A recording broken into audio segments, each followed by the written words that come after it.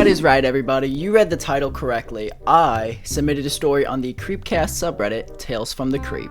Not only did I submit a story, but it got a good amount of recognition. So I will be reading it in this video and talking about one of the replies that I got from a moderator on the server. Now, I have been wanting to write a story for a while now, because this is something that I just have always been interested in, and when I was younger, I wrote this exact same story, but probably a lot worse.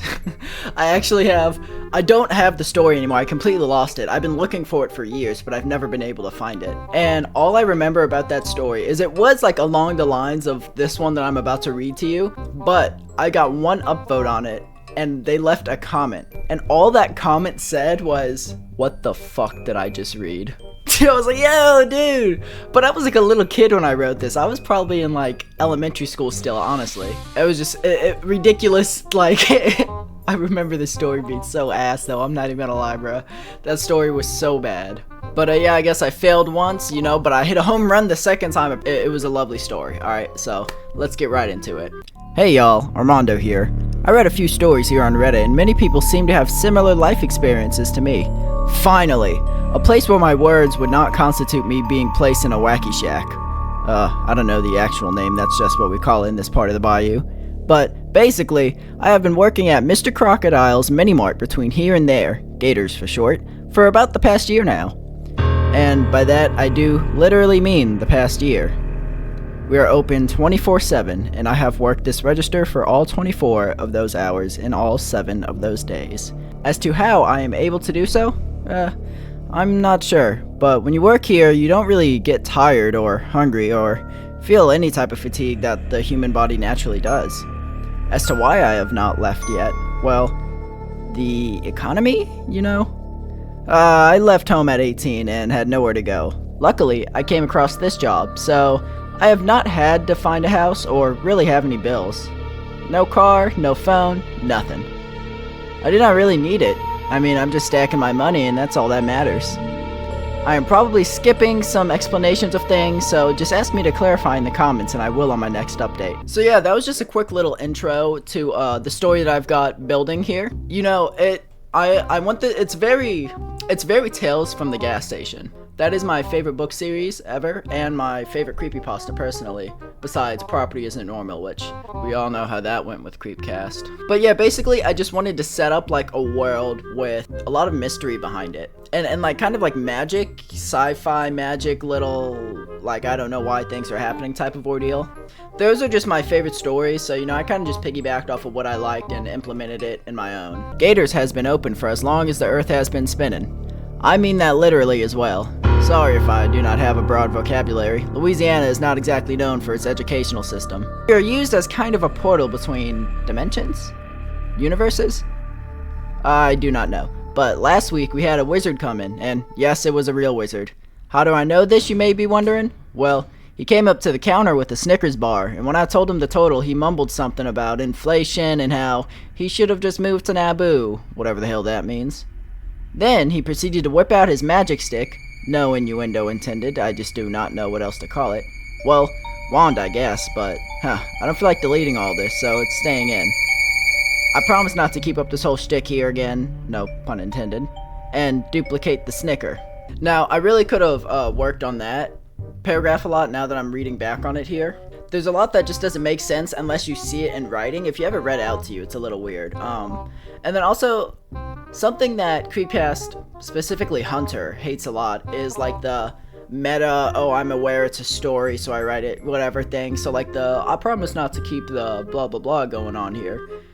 That is really disliked within the community.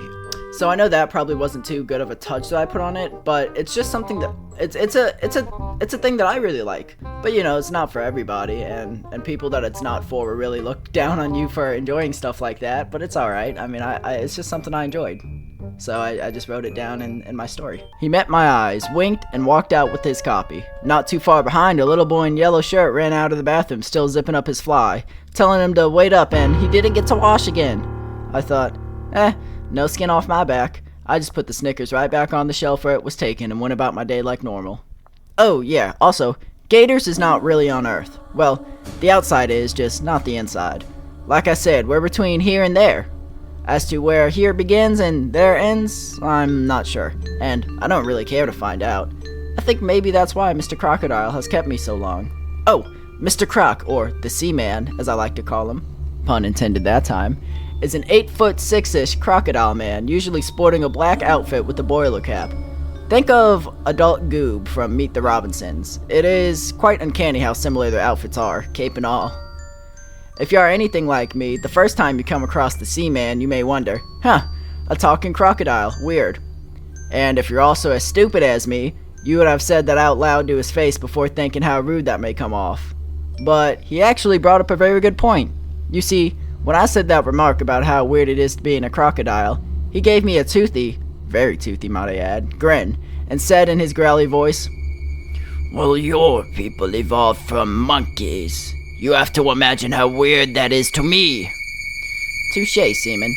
Touché. But back to the topic, the outside of the store is very normal to whichever planet you live on.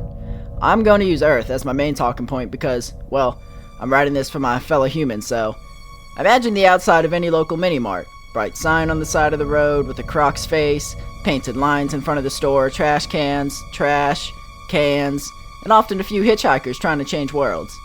The pumps outside are from the 1940s and have not dispensed gas probably since they were installed. But when you walk up to the automatically opening doors, you're in a very usual looking grocery store.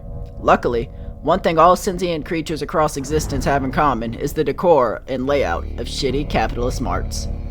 Whatever language you speak and read is automatically translated in the store. The writing on packaging is automatically translated. I speak English, but a man with 8 arms and no mouth can come in doing sign language and his hand gestures are vocalized. Pretty cool trick. I think the Seaman has something to do with it. I think this entire construction is some sort of power Seaman has. This building is just kind of in a stasis. Time does not move when you're in this place. I walked in here around 8 p.m. on a Thursday, and even if I left this place after being here for a year, I would return to my world in the exact place and time as I left. That's probably why I do not get hungry or tired now that I think about it. When you grab whatever you are looking for and leave the store, you return right back to the world you entered from. The only exception is if you are with someone and want to go to their world. In that case, you have to hold hands, and whichever world you are thinking of going to, again, has to be one of the people's worlds you are traveling with, you appear right wherever the building was in that world. Enough about that though. Let me get into the parts of my job that would probably get me in a padded room if I spoke publicly about them. I'll start with my first customer, since I guess that's the most memorable. The Seaman asked me my name, and when I told him it was Armando, he looked at me funny and dug through a box of name tags. "Ah, looks like you'll be Jose for today," he said, and took the tag and he said as he took the tag and pinned it to my shirt, patted me on my head, turned around, putting his hands behind his head, and whistled to his office. Walking up to the counter, I felt stupid wearing someone else's name, especially a tag that smelled like this guy's favorite cologne was grasshopper nut. I sat in the chair provided and started scrolling on the laptop, sitting on the counter, waiting for a customer. Yeah, so that so far is just kind of the entrance to what I was getting at. You probably did notice, but the wizard guy and the yellow shirt boy running out of the bathroom was Rick and Morty. Ah ha ha ha, Rick and Morty reference. Oh my, YouTube thumbnail phase. That's gonna be the thumbnail. But yeah, it was Rick and Morty. Actually wouldn't change anything about it. I think the world that I set up has a lot of potential to continue moving on into a story. I'd love to make more if this video gets like, some comments or whatever and you guys like my story. After a couple of minutes, a wolf woman walked in sporting a baby stroller with 12 seats. She put the stroller near the counter, looked up at me and said, "I'm gonna need to use the bathroom really quick. Just keep watch of them. They're sleeping." And she proceeded to walk away into the women's restroom. Curious, I leaned over the counter and lifted one of the blankets from atop of the pup's head. Inside was pitch black, beside 2 beady blue eyes staring at me. Slowly, I lowered the veil and sat back in my seat. Unfortunately, as I was leaning back down, I knocked over a jar of mints, causing a loud crash and glass to be shattered everywhere. I closed my eyes and sighed, hoping that I would not get fired for a stunt like this, not only on the first day, but within the first 5 minutes of me working here. When I opened my eyes back up, I was bewildered to see 12 upright baby wolves running around the store and tearing up the snacks. I did not even know what to think, as something like this has never happened to me before. And for some reason I felt embarrassed more than anything. I started thinking about the time in 7th grade when I was using the bathroom and some kids recorded them emptying a trash can into my stall. Ugh, I still get shivers thinking about it.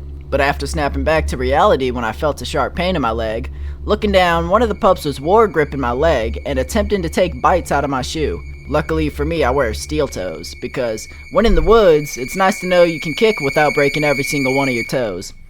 I started shaking this kid off while at the same time looking up to find their mom. When I did take a look around the store, I saw Seaman standing in the middle of the store. He's oddly fast and quiet for what he is, but with one word that I did not understand really. The pups froze and all started moving backwards.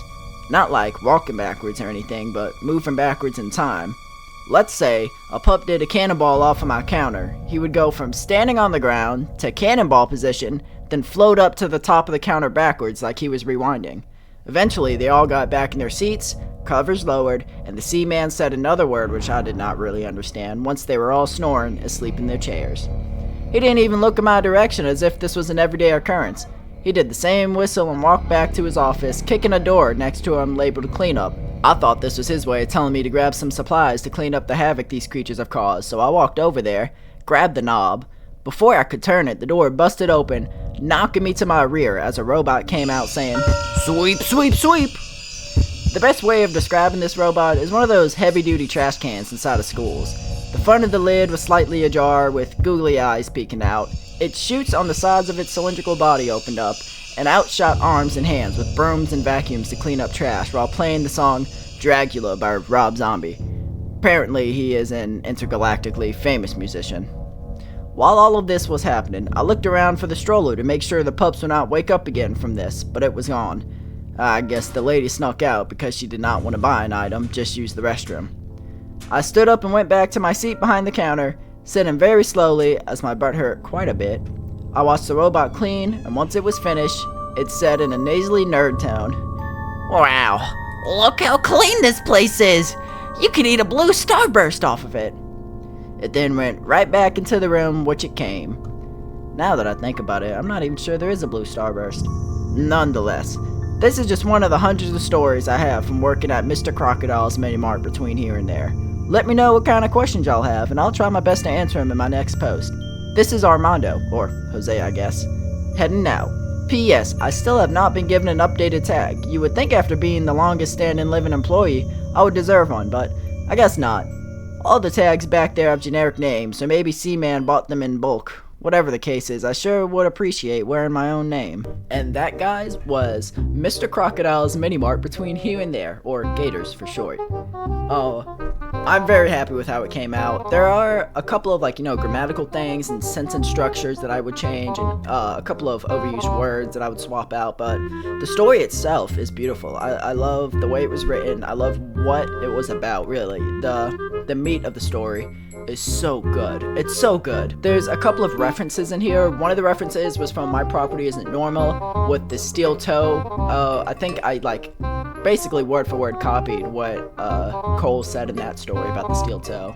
Or I'm saying Cole like he's a real person. What Murderbird wrote.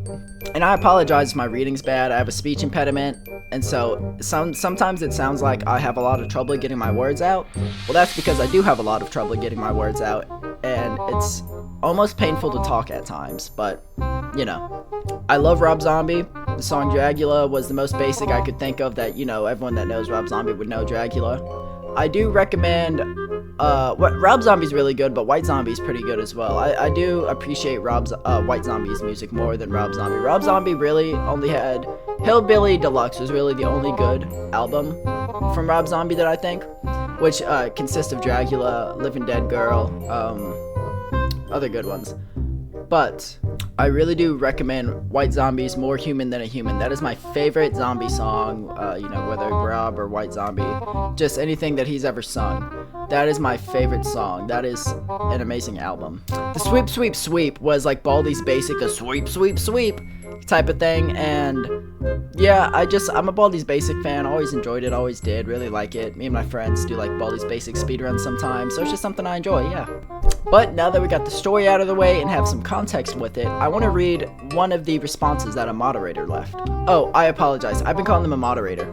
They are a writer. the top 1% poster in this subreddit too. Hey man, Mesothelioma here. Just a quick little review I'd like to give. What I liked. Solid premise, I love the idea of a galactic traveling mini-mart, it's a really cool concept.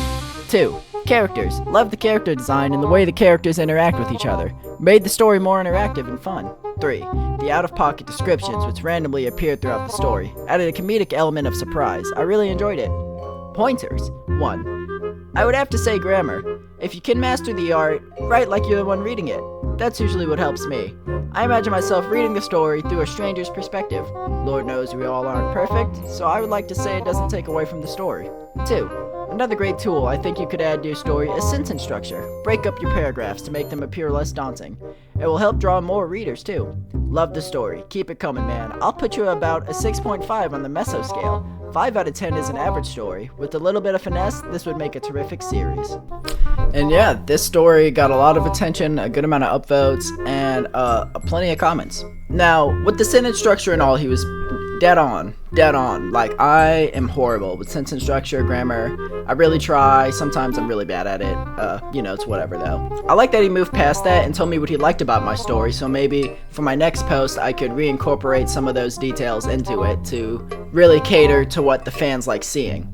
I say fans, but there probably are some fans of this story. There's some people that are probably sitting at home thinking, man, I want to read a part 2 of that. And I do plan on releasing a part 2. If this video gets 50 likes, that's a lot of likes. Hold on, I think I might be asking too much. If this video gets 25 likes, I will write a part 2 and post it on the subreddit. But yeah, that's my story. I hope you guys enjoyed. The CreepCast fans loved it.